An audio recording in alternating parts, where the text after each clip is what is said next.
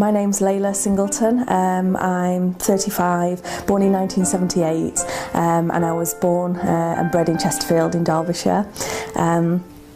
My mum, she had 3 children. I've got 2 sisters that are 12 and 14 years older than me, so I kind of grew up, it was like I had 3 mothers. My mum was, she worked part-time on a market stall, but she was big into, you know, charity, and she used to run brownies and that sort of thing, so she spent a lot of time sort of helping others. And my dad was a plumber. So he worked, you know, quite long hours. We didn't see that much of him really. So yeah, it was like, because of the age difference, I was kind of, it was almost like I was an only child, you know, and my 2 older sisters, you know, they helped look after me. So, and as a family, really, we were quite religious.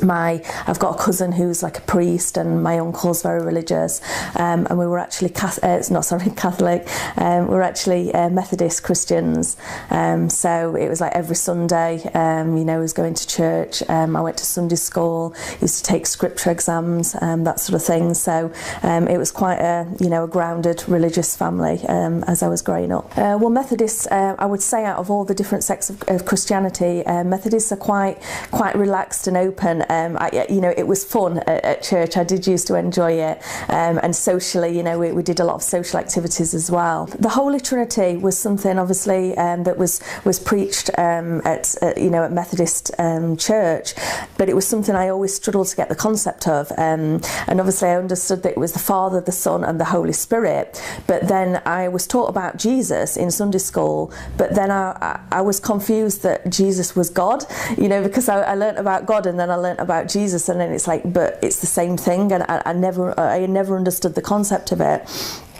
And actually, at 4 years old, I had a really powerful dream where I actually went to heaven. I died in my dream, and I went to heaven, and I got there, and you know, and I saw the beautiful garden and flowers and birds and all this kind of thing, and I was looking for Jesus to greet me, you know, because obviously from my teachings in Christianity, you know, I you know, prayed to Jesus, and you know, and this sort of thing, and so I was looking for Jesus, but Jesus wasn't there to greet me.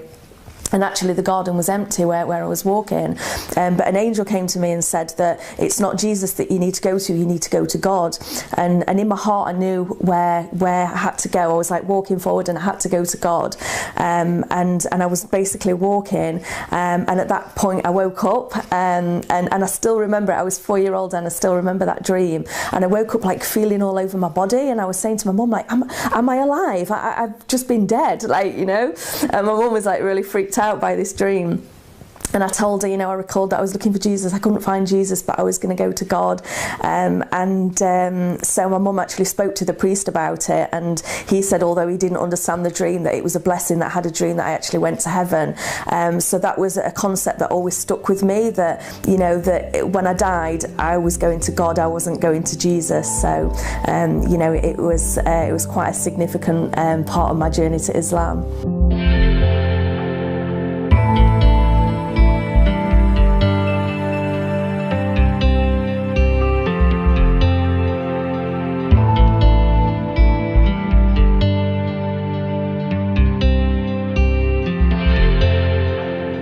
Before I reverted to Islam, I didn't really know that much about it. The only perception I had is from what I saw in the media.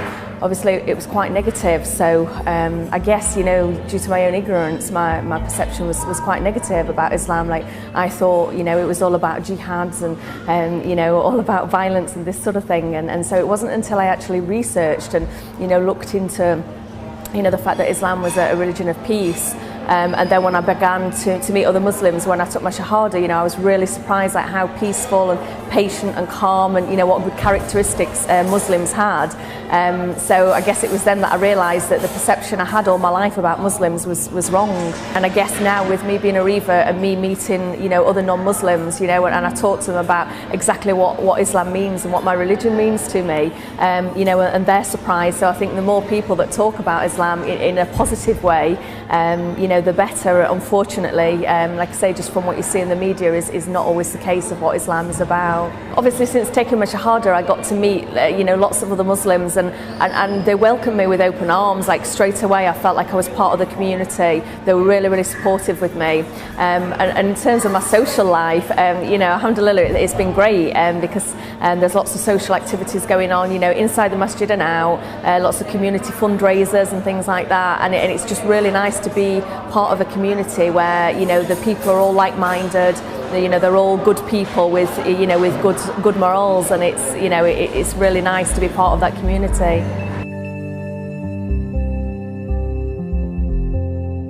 When I was 10-year-old, my family home separated. Like my mum left, and my family home separated. So we had a lot of hardships. I went from a very secure religious family to I lived with my dad and my stepmom, who weren't really religious. So at that time, I started suffering from depression. Coming up to about 13-year-old, I started suffering from depression, and I kind of felt lost. So through that journey, I was looking for something, I was looking for like an answer to the problems that I'd got. And so I did a lot of searching. Like at school, we did like religious studies. And so I looked into a lot of different religions. Like when I was 16, I looked into Hinduism, and then I looked into spiritualism, and I actually married when I was 18, a son of two spiritualist mediums. And so, from there on, I was looking into to that for an answer, and my journey took me to Canada. Though they were actually Canadians, I moved to Canada, and my best friend was a Native American. So I looked into Native American beliefs, and her grandmother was actually a shaman, and I spent a lot of time on the native, the native reservation, doing sweat lodges, pipe ceremonies, and and I appreciated the concept that the God was the creator, and the creator created the universe, but still it wasn't enough for me. Just going once in a while to to the reserve and doing a sweat lodge, it just wasn't enough. So basically, my circumstances changed. I separated with my husband when I was 21, and then I came back to the UK. So I took with me, all the beliefs that I'd got from, my Native American friends. But, I kind of let that go. And then I was still in a period of not knowing, what religion I was. I was about 30, and somebody said to me, why have you ever listened to a Quran recital? And I'm like, no, Islam is like something, even though I love Arabic language, Islam is like something, a religion I've never looked into. So the person said to me, well, why don't you just listen to, a Quran recital and see what you think? So basically, I listened to the first Quran recital in Arabic, and I just had a life-changing experience with it. Even though I couldn't understand the language, it moved me to a way that I was elated, but I was in tears. I was like absolutely sobbing, and I had a really overwhelming feeling. It's really strange, but it was almost as if something entered me. It was that overwhelming. It was like something was inside my body, and I just felt overwhelmed. And I couldn't understand what it was, or why I would feel so moved, just by listening to the Quran. Like it basically stirred my soul, and I was alarmed by it. I was like, why am I having this experience? And it was basically from there that I bought a Quran in English, and I read it front to back. I read the whole Quran. And that was my first experience with Islam. It was basically just listening to the Quran, and actually, even when I still listen to it now, I have the same feeling where it's almost like a vibration that I feel, and it actually stirs my soul and almost hurts my heart. It makes my heart heavy, and and still now, like subhanallah, every time I listen to Quran, I have the same experience. So it is just the word of the Quran is so powerful, that it can, somebody who doesn't know anything about Arabic, anything about Islam, can become so stirred and so drawn to Islam.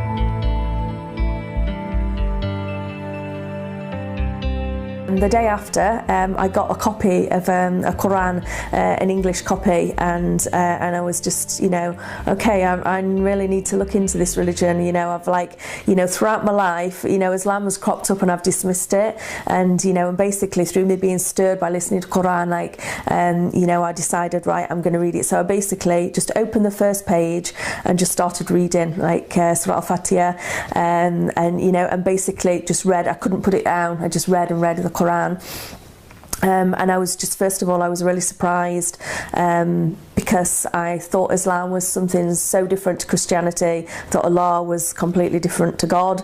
And then when I started reading Quran, I started reading about Prophet Isa, peace be upon him, Jesus, Moses, Angel Gabriel, and when I was a child, all the studies that I did, I was suddenly reading and I was shocked. I was like, oh, okay, I didn't realise Islam was it was about this, and obviously the concept of there being only one God worthy of worship, that was the thing to me that, was like, yeah, Islam is for me, because, throughout my life, I've never accepted that Jesus and God is the same. I loved Jesus, and then when I read that Jesus was, a prophet, a messenger of God, I could totally accept that. I wanted to become Muslim, and I sort of kind of tested the water a little bit with, some of my family members said, I have been reading Quran and I want to become Muslim. And obviously at the time it was post the 9/11 and basically the portrayal in the media was just the only thing you learnt about Muslims were, the terrorists and, and all this. So that there was a bit of fear within my family and with myself to a certain extent. And so, I mentioned it to my family, and they were basically, no, don't do it. It will ruin your life. If you become Muslim, why would you want to do that? And at the time I thought, yeah, maybe I can't do it. So I became like a closet Muslim. I was listening to Quran in secret. And I actually ended up in a relationship with an atheist. And so religion was something in the relationship that was never discussed. So I used to in the car, I'd listen to recitals of Quran, or, I had my Quran hidden away. And it was something that was always there in the background. But, throughout my relationship, it was, if I mentioned anything about Islam, it was it was totally shunned upon. And it was really difficult because it was I couldn't be the person that I wanted to be. And fundamentally, in the relationship was flawed because, if you have different beliefs with somebody, how can you be a life partner with that person? It just didn't work. So my depression throughout that relationship, it got worse and worse because, I was basically trying to be somebody who I wasn't comfortable with being, and the fact that I wanted to be Muslim, but the people around me didn't want that for me. They thought it was a bad idea, and I was just fighting myself, for 5 years. It was something I wanted to do. And it wasn't until that relationship actually separated, and I had, it ended up being quite a violent relationship, and it was a horrific breakup, and it was a point where I should have just, shattered to pieces. And I picked up the Quran and I started reading Quran every day, listening to Quran recitals, and my friends actually commented, you're doing really well, you appear to be really strong, and and it was day by day listening to Quran, and literally gave me this strength to a point where I was on all these heavy antidepressants. I was like a zombie. I was falling asleep all the time, and and this sort of thing. And it was probably about a month of listening to Quran daily, and I just thought, do you know what? I don't even feel depressed anymore. And it is literally through having this time, reading Quran, I felt like it cured me to a point where, I thought I don't need to be on the tablets anymore.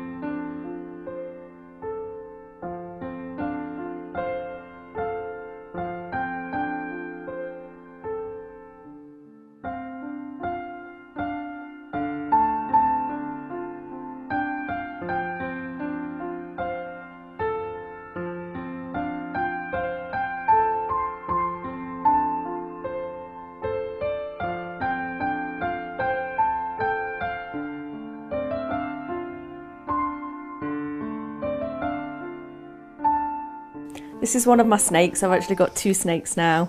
Is a ball python. But before Islam, I actually had a lot of reptiles. I had like over 50 reptiles, and I was, used to listen to heavy metal music, and very different from the person that I am now. Obviously, he's a reminder, I guess, of my life before Islam. But obviously, yeah, with my old life, there was a lot of sadness there, a lot of depression, and this sort of thing. Islam has given me an inner peace and given me a calm that I didn't have before. And obviously, with snakes, I find they are very calming. So, even though I'm Muslim, I'm still the same person that I was. I'm just a calmer, more grounded person.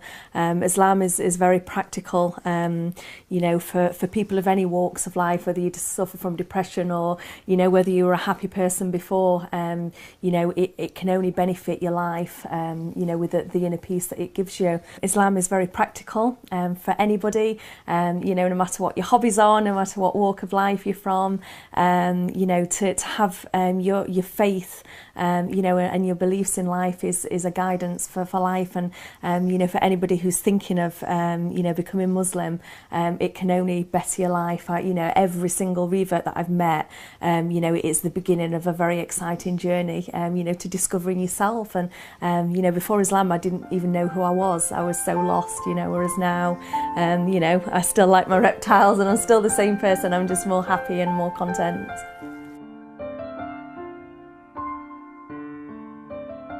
At the time when I realised that I wanted to accept Islam, I'd still got a lot of doubts, and the doubts were from, what I'd seen in the media, or I did it, I researched and I looked into all things like, Islam oppresses women, you're forced to do this, they stone women, they do this, Sharia law, and I was so frightened because I'm like, okay, well, I found my belief, I found something I really want to do, but I'm so terrified of Muslims still, And so it was basically through research, through talking to people, that I realised that actually Islam and Muslims are different. Islam is perfect, Muslims aren't, don't confuse the two.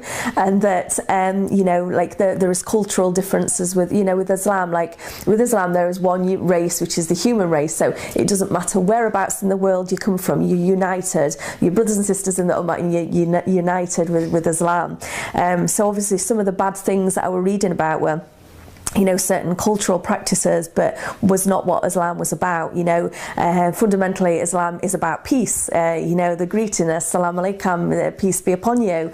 And it's not a religion of hate. It's not a religion of fighting. And for example, jihad, it just installs fear in people. I studied and I learned that jihad is actually a battle, within your own self, in the name of God. So it can be various things, you can be battling your own nafs, like your own desires, or so basically I re-educated myself of what actually Muslims were, and then it was at that point that I was ready to, coming up to taking the Shahada.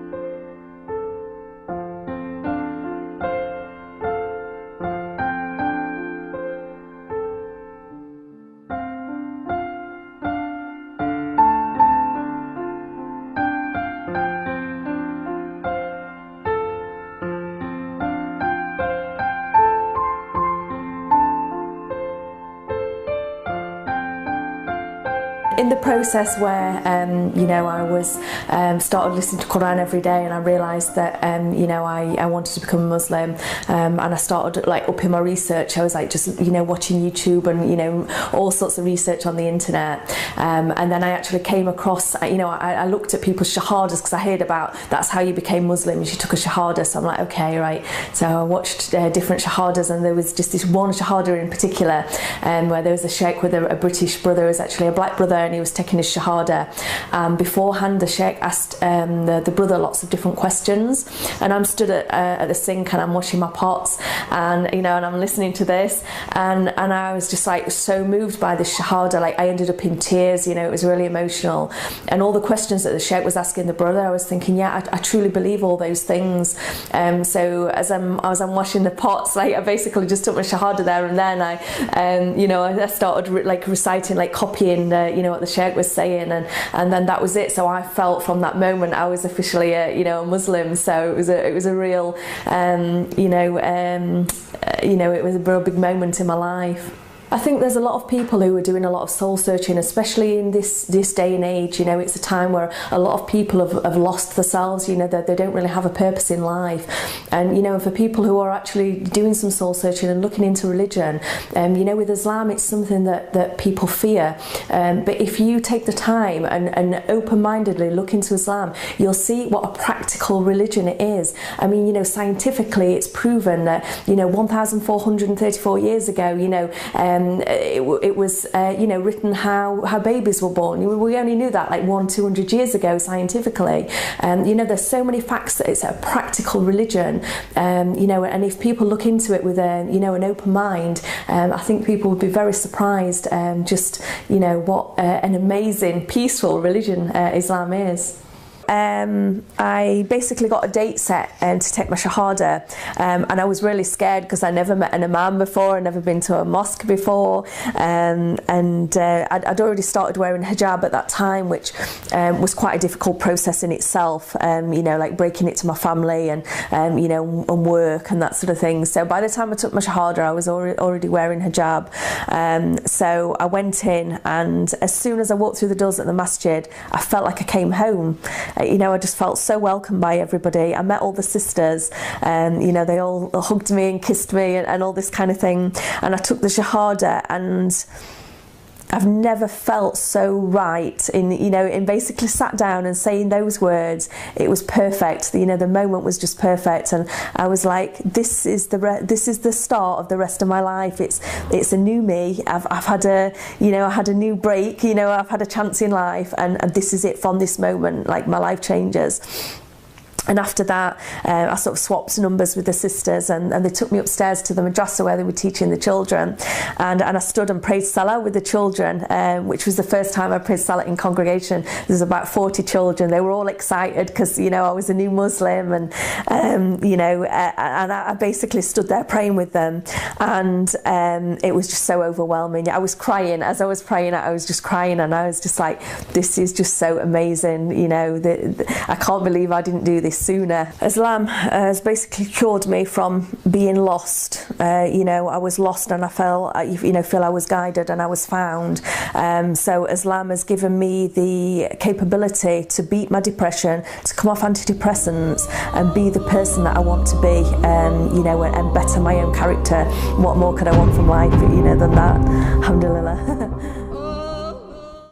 Is true, and this is from the statistics that we can get from things like the census, is that as many as 3/4 of British converts, so an estimated 100,000 between 2000 and 2010, were female. So statistically speaking, these guys on the panel are a minority. Just wanted to point that out. And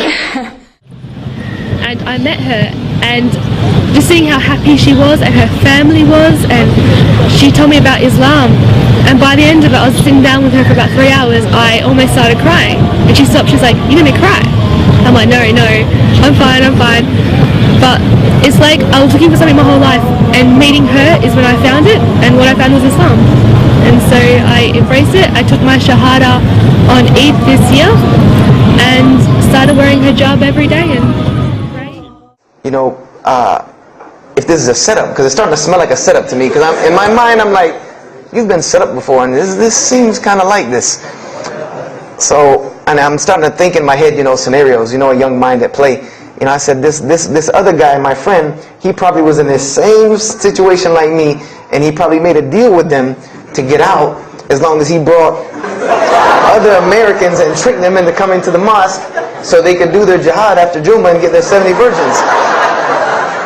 I was born in Sweden, and I was a Protestant, and as a Protestant I was baptized, and then I had my confirmation. I used to go to Sunday school. I went to teenage church after school, and that was a little bit about my religion. Then I moved from Sweden to Denmark, where I studied, and then from Denmark I moved to London, where I did my university. I finished there with interior architecture. Hello, this is Dr. Gerald Dirks, formerly the Reverend Gerald Dirks. In just a few moments here on The Dean Show, we'll be talking about my conversion to Islam. Please don't go away. And when we come back, we have a very special guest who was a former Christian minister. He has graduated with honors from the prestigious Harvard University with a master's in divinity, started studying the Bible at a very young age. He has so much to share with us today on The Dean Show, and I'm so excited.